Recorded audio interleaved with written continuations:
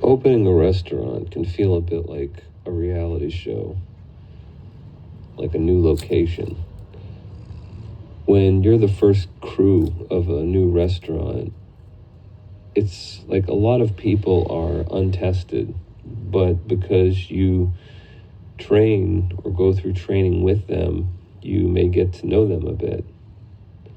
If it's a chain, there'll be experienced people from other stores sitting in with the new ones, but there's a lot of people in that first team who will not be working there very long.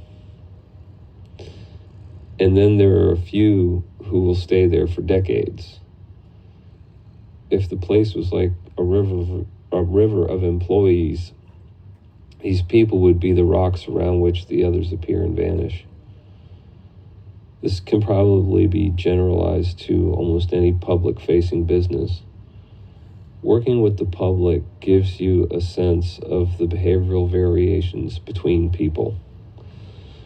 There are outliers, people who are either extremely pleasant or on the opposite side who want to engage with you in ways that you would rather they not. Or people who try to impose their unreasonable personal standards on strangers in public places.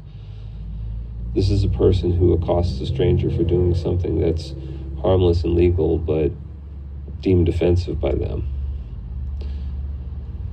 For example, there are videos of buskers being randomly attacked without provocation. There are people who just want to generate controversy by direct confrontation or through actions that draw it to themselves. It's better to avoid them when you can, which is easiest when you mind your own business and make your moves when everyone who likes to make trouble prefers to sleep. Live with probabilities in mind.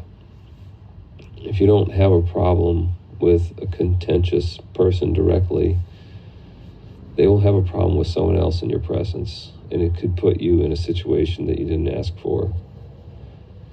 There is certainly a time to make something your business, like an imminent public safety issue, but a lot of trouble starts from people putting in their unsolicited 2 cents to strangers. An emotionally stable person may take no offense, but the one with a combative personality may take offense and react unkindly. Another similar one is keeping in check the need to retaliate against strangers for arbitrary things they do in your presence. Most traffic is a good example of this. Most of the time there's no wreck, but there are people bestowing risks and inconvenience and sometimes courtesy on each other on the road. And there's a temptation to escalate or try to settle scores, but there's no getting back through retaliatory words, gestures, actions, or unsafe driving. There's just no way to, there's nothing to be gained from it. If there's not going to be a relationship, just let it go. It happened 1,000 times on the road before you got on it, but you were in the audience at that time. Why take it personally? As long as you successfully mitigate the risk, let it go. Treat it as if it were a rock you tripped over, nothing to take personally.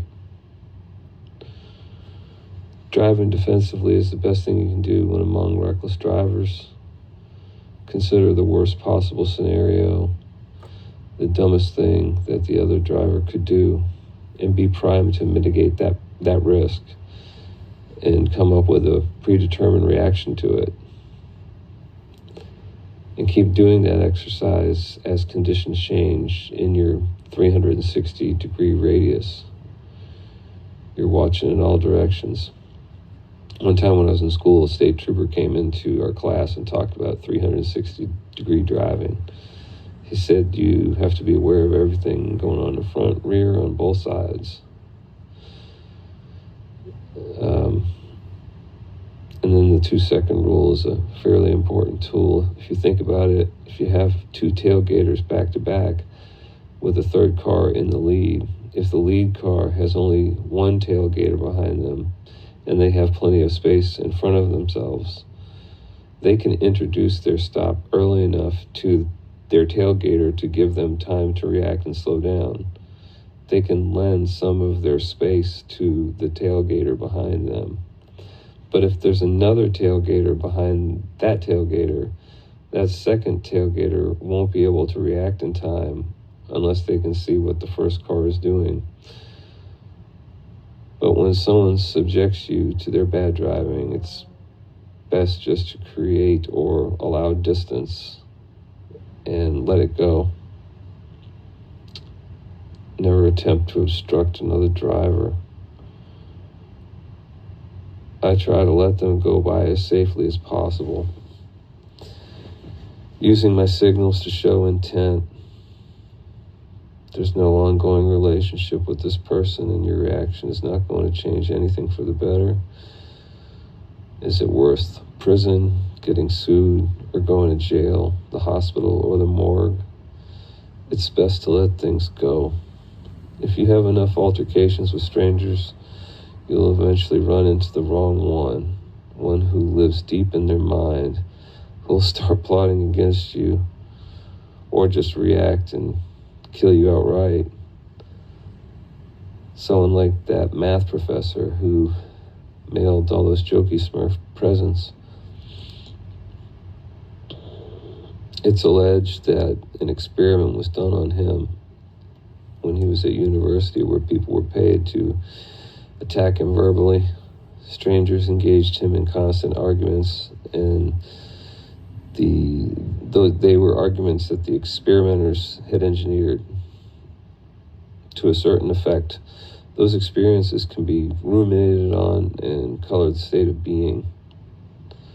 If television is mass mind control, what happened to the math professor would be like a visitation from a theater troupe.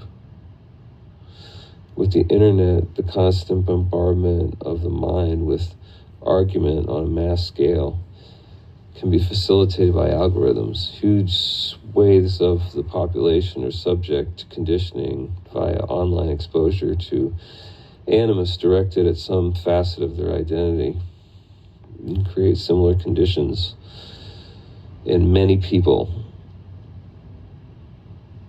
through algorithms. Emotional intelligence stems from a kind of inner conditioning, a conditioning of systems. There are unconscious parts of the brain that react to both thought and circumstance. So their unconsciousness is evidenced in their reacting to thoughts as if they were real events. These lower parts of the brain can't discern a thought from a thing. They are triggered when you have a traumatic memory or other stressful thought. Constant reacting to thinking conditions those systems to react strongly, and they put extra wear on all systems downstream of their signals through stress hormones. If through meditation and being mindful of thoughts and their non-self nature, one-pointedness of mind, there's a curtailing of thought-induced stress. There's more emotional resilience. There's more stability. It's kind of like objects in motion tend to stay in motion, and objects at rest tend to stay at rest. The same thing applies to the emotional state of being. The fruit of this inner arrangement is emotional intelligence.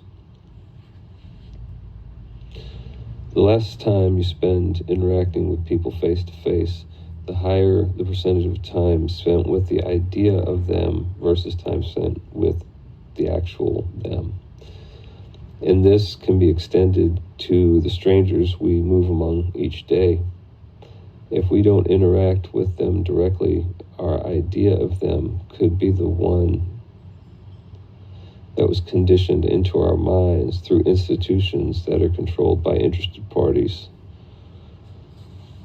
So it's like a choking off of the real experience and substituting in of the programmed imaginary experience that's taken to be real by virtue of it being all that's known. Those other people on whom there's a projection, they're not the caricatures that the lens of conditioning projects onto them. They aren't those ideas, they're individuals, but generalizations are the stock and trade of mass conditioning. Everyone is a special snowflake, each a unique blend of socially agreed upon group identities. There are no individuals, just group members. But when the non-self nature of conditioning has been realized, it's understood that people are unconsciously identified with ideas. Those ideas, they're only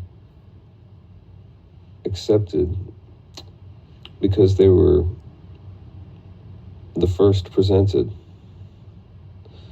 Ideas are so often accepted on a first come, first served basis. If there's no lens, no reference, no experience to reference them against.